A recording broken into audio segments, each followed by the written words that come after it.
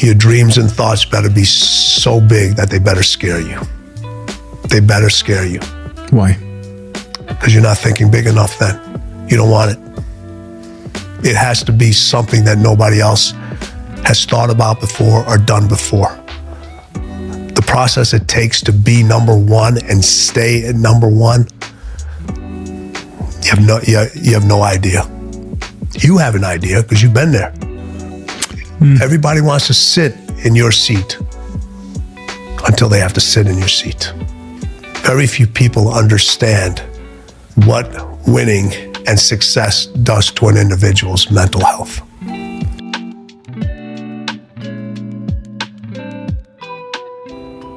It is a beautiful Friday morning here at CRC, and before we get started this morning, this is my normal job if you're new to the channel. Me and Ed have took care of these wheels. Now, I didn't film because it's nerve-wracking. If you recall, when we first mounted these wheels up in previous video, we messed up a bead. So we actually mounted these things up backwards, all right? I'm not a tire shop. I've never worked for a tire shop. I'm self-taught. So we tried to put it on from this side, and we destroyed a little tiny piece on the bead. I'll show you, that way you can prevent it, hopefully, for yourself. The tire, I think, is still fine when it's not stretched, but this tire is extremely stretched. So if you're new to the channel and you haven't seen it, check this out. All right, so on this tire, and I also will give you all the tire size, this is what we did. All right, so we did this to the bead the first time.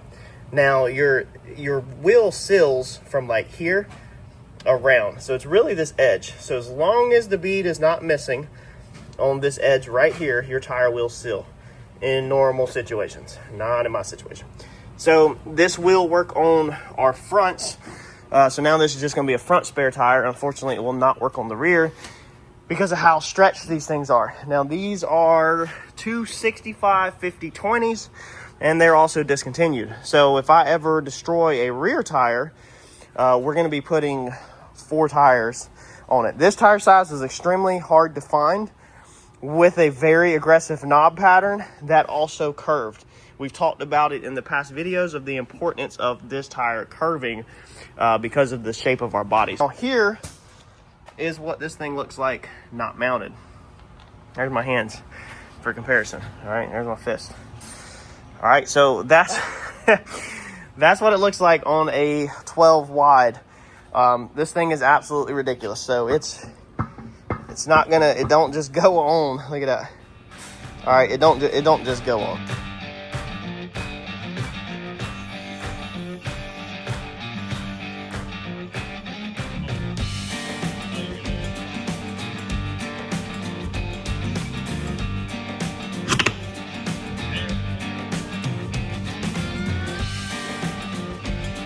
All right, so this bad boy is mounted up, stretched, and finally holding air. So this time we got it right. This one went on a lot easier now that it's already been seated once.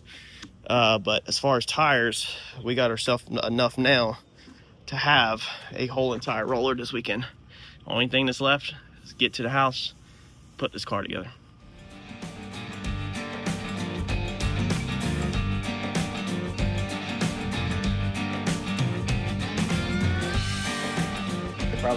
So we got the rear end put together. We've got our trailing arms put together, and we have them bolted up. So I think the rear is ready to put 2 bags on, put some fittings on it, put some air lines on it, and I think the rear is basically ready to go up and down. So I have put the arms in here. All right, now this side is, like we talked about in the previous video, all the way up to there, but this side is not. There's a gap. You have to center your trailing arms off of the whole setup, including the pinion when we're done. But right now we can't center it off the pinion because the axle can still go left or right. So what that does is if it goes this way or this way, that creates a rhombus pattern, not a square pattern. And you're gonna affect the distance of the pinion off the trailing arm, if that makes sense, if you move this back over.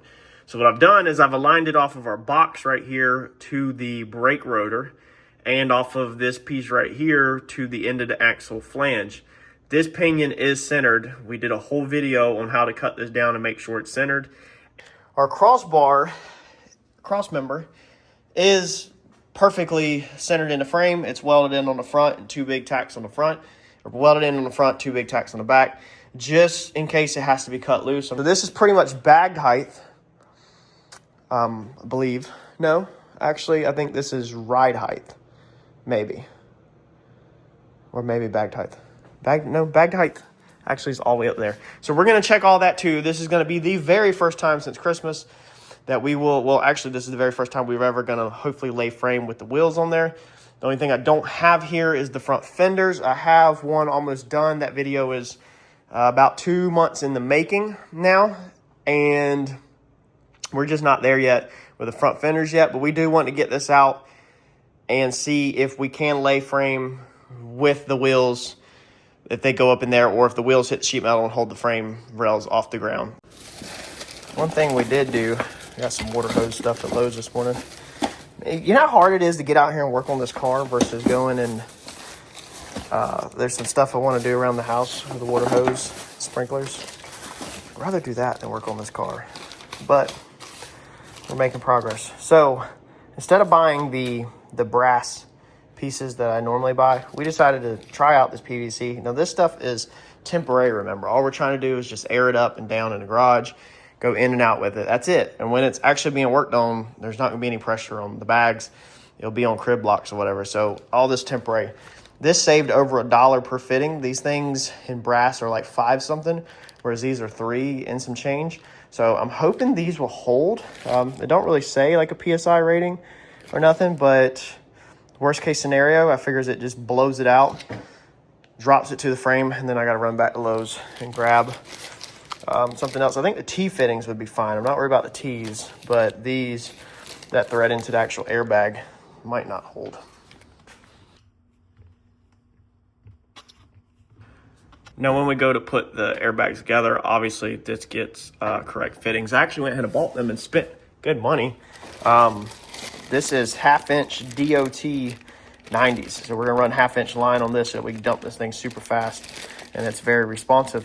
And these will just be straight into the bags, 1/2-inch MPT, no adapters or nothing. So I do have the correct stuff when we're ready to air it up with the 1/2-inch line, but I'm trying to build a setup where I can use my house compressor for right now, just during, the building process. We're also setting ourselves up for failure by using an actual air fitting to do this. So instead of buying a barb fitting for this, I'm using just an old air fitting. I don't use this style, so you definitely want to stay tuned, because when I go to push this thing out and all the bags blows out and it slams on the ground and damages my concrete in my driveway, you're definitely going to want to sit back and laugh and say, "Told you so." Now to connect these, we've simply took 2 fittings, and all that's going to do is that's going to plug into there, and then our air line that's to our compressor will plug into here, and as soon as we have it up to where we need it, we can disconnect that, and the air should stay in the bags and not come out, because this is the same principle as your air line right here. Nothing's coming out of your compressor right now, so this is just a quick, easy way with no valve to basically be able to put air in it. And then to let air out, you just plug this one into just this side like that, and then it'll all drain out of that.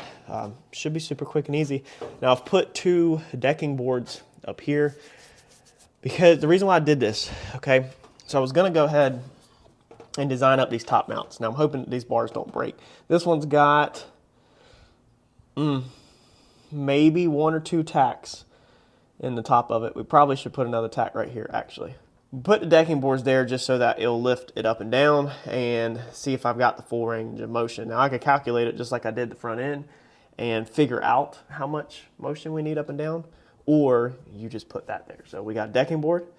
If we don't have enough motion with the decking board to get it up as high as we need to, we can move to a 2x4. And if we don't have enough with a 2x4, we can do 4x4. And if 4x4 is not enough, then we start double stacking decking boards, 4x4s, 2x4s, whatever, until we get the thickness where we have the motion that we want up and down. And then from there, all it is a bunch of measurements, and we know exactly how high we need this bag off of everything. Whoa. Oh yeah.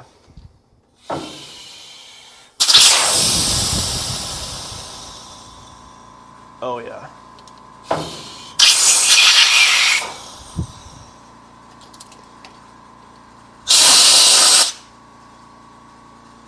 This is the only part is, did wish I put a turn valve in there. I actually think I have one out in the truck. I might go modify this real fast.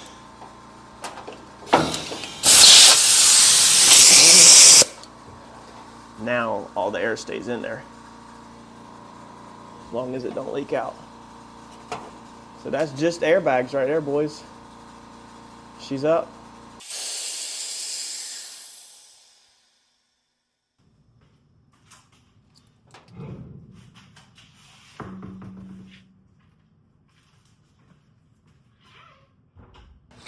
On our front, we're running a Heim joint style steering, so we're just gonna run a 5/8 bolt through there because most of these, the top of the hole's already 5/8, so we just got to drill it out, or we can actually use our reamer.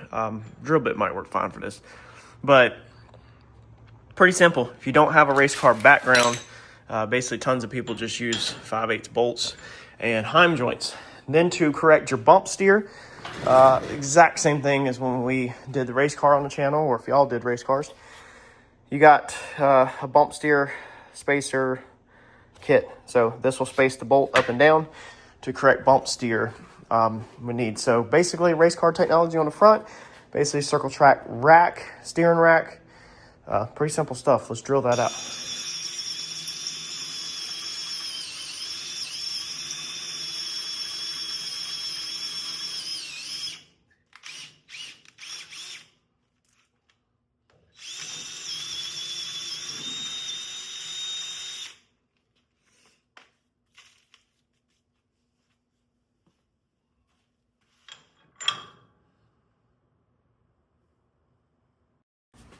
On our Heim joint at this end, we basically want to make sure that this thing is centered.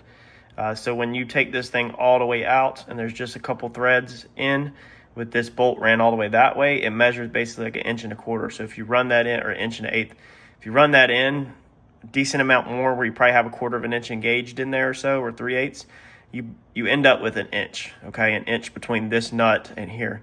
So I split that to 1/2 inch. That way we now have 1/2 inch this way that we can adjust, and we have 1/2 inch this way that we can adjust, and that leaves us with approximately 3/8 back here. Now you're never going to use that because you're pretty much building this thing to close to square already, but just in case you need to modify something, you do have it. Tire, square out the frame rail. We know our frame rail is square. Back up handful of videos, we know it's square. You got to have these things in alignment, basically. It's not so important to align this one to that one, but it is important that this one is running parallel with the frame, because you're about to cut your tie rod length right now. So if this thing is out this way or in too much this way, you're going to mess it up. You're not going to have the full steering that you need. It's not going to be centered, and you're going to probably later have to do your tie rods over. So this is pretty disgusting. Our brackets are in here, and all of this foam has formed in this vinegar. Ugh, man. We need to take this thing outside and clean it out, put new vinegar in it.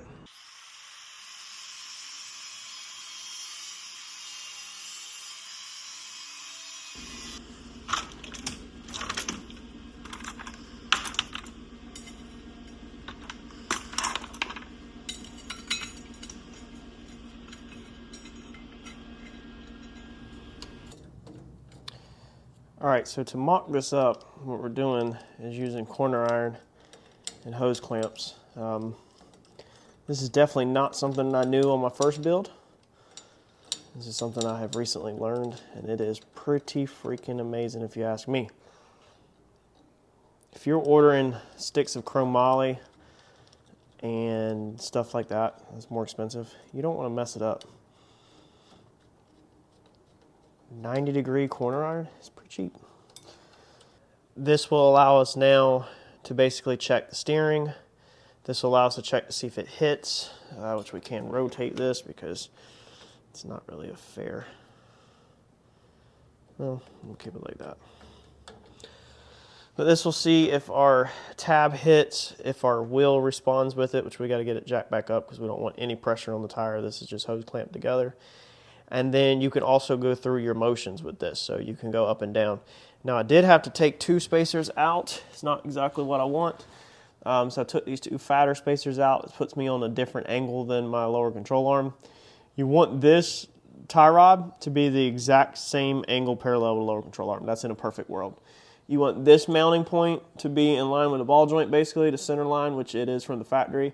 And then this mounting point over here in line with the lower control arm. That's the best way to not have bump steer. These correct bump steer, but the problem is this thing has got so much travel in the front, from bagged height to ride height and everything, that I'm not going to be able to get everything right. So we're going to have to meet in the middle. All right, so quick trip up to the Tractor Supply, and we have the correct bolt. So the only amount of turning radius that I'm missing is that right there. That's full lock if it was to hit it. Let's see here. So I can't, you see I'm squishing my finger. I can't really get the finger in there. All right, so that's all we're lacking compared to a factory Silverado. So I guess it's not that bad. That's basically what it is. That's not that bad, I guess. That's basically, so I guess that's not terrible. There's just no other option. You really need everything like it is. So the length of the control arms matter for ride quality. So the shorter the control arm, the faster bump steer is going to change. These are all factory Silverado arms. If you back up a couple videos, this is factory Silverado geometry. So all of that needs to stay the same because it's going to ride just like a GM truck. Like a 2-wheel drive is what this is set up for, GM truck. So it's going to ride really nice, and you're left with what you're left with. That's what it is. And this is how the steering rack has to perform. We might clearance some of that.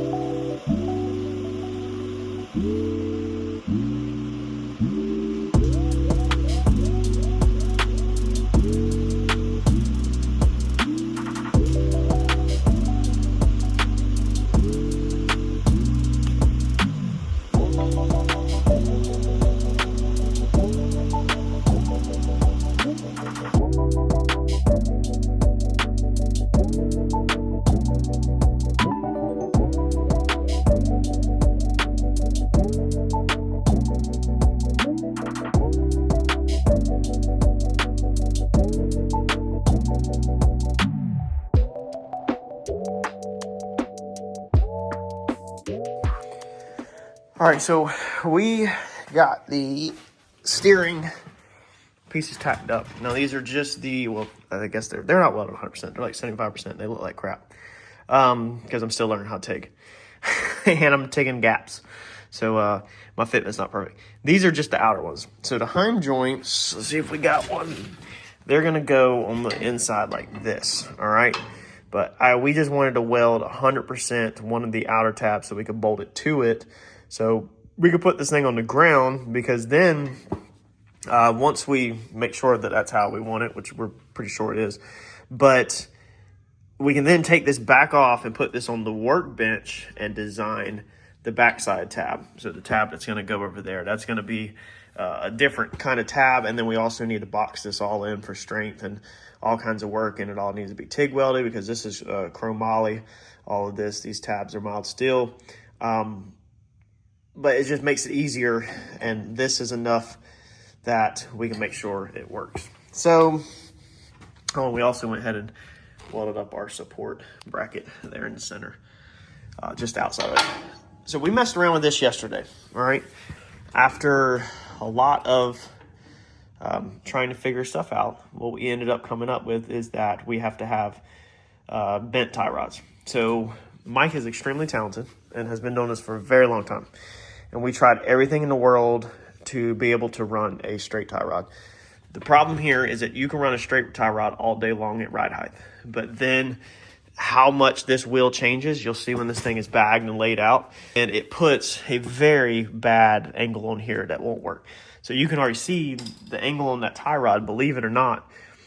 is just enough to do that. But when it's completely laid out flat, it actually puts it in the bind. Even though I have misalignment spacers on there, all right, it still puts this thing at a crazy bind. We tried putting this thing on the bottom. We tried bump steer correction on the bottom. We tried more bump steer correction on top. We tried less bump steer correction on top. We tried every combination in the world. The simple fact is that there's just too much movement on this rack or on this front suspension in combination of the setup that we have with the steering rack. So it has to be a bent tie rod. So to mock it all up, we just took this piece of corner iron, and basically this is what we come up with. Now, we're not putting that bend in right here because your tie rod wants to flop like that. Now, once you jam nut it, okay, you see right here that what it is the jam nut's not locked. That's why it's flopping around. But also it's because your bend is way out here. So we needed to get this bend very close to there so that basically we still have a straight tie rod. It just changes the angle of the heim joint end. All right, so if that makes sense, you still basically have, for the most part, a straight tie rod. It's just you're changing the angle of this so that it's a more user-friendly, or it's the correct geometry at the steering knuckle. All right, so what we come up with, and this was, I just skipped over filming it because it was so freaking much of figuring out.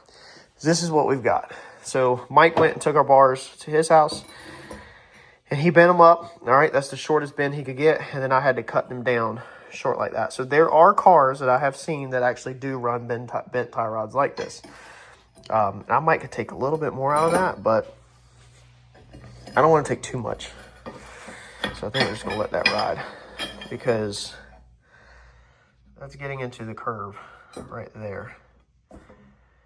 So you want as little bend or little distance as you can get on this side of the bend. That's going to keep it from flopping. The more distance you have on this, so if you put the heim joint in there, that's where your tie rod's going to want more flop because you're putting the bend in the center versus putting the bend at the very end.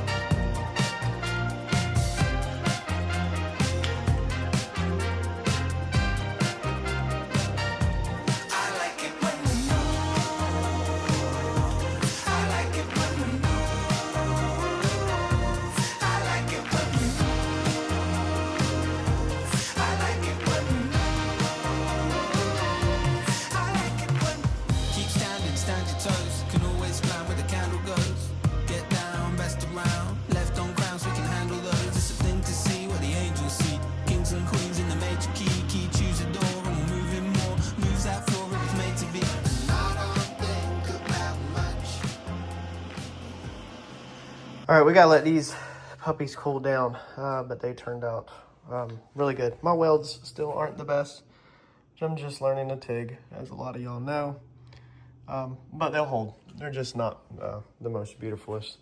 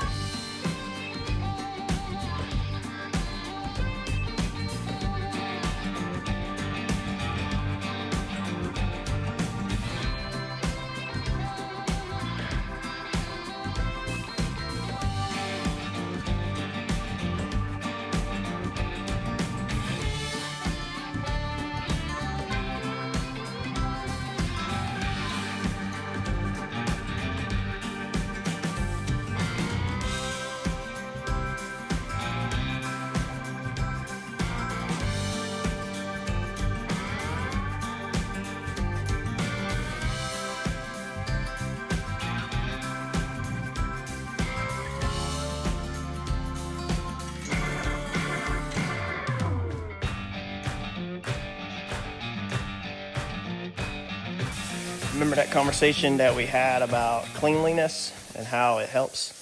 Yep, there's always that stage that you kind of want to feel like you're closing a chapter. Okay, so rough fab, rough mock-up, we're closing that chapter. We have a ton more to do, but we're cleaning up. So we're taking a break. This is our first big break. We had multiple breaks in the Comet, but this is our first big one, and we're just going to reset. That's what we're doing. Mentally, it'll help us out huge, and moving forward, hopefully we'll be able to keep pulling this thing out as we make progress.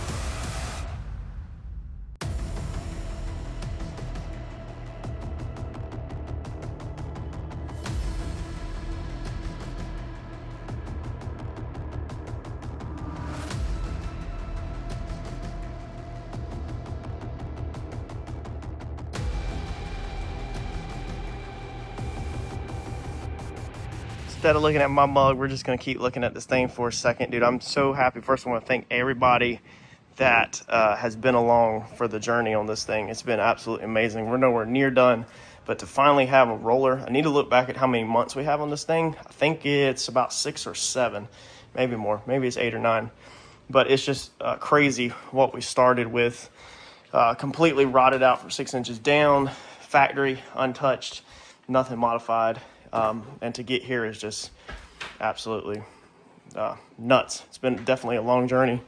We got a long ways to go, but honestly, the hard part is over. We have the fenders cut, the front fenders. There goes JoJo. We have what?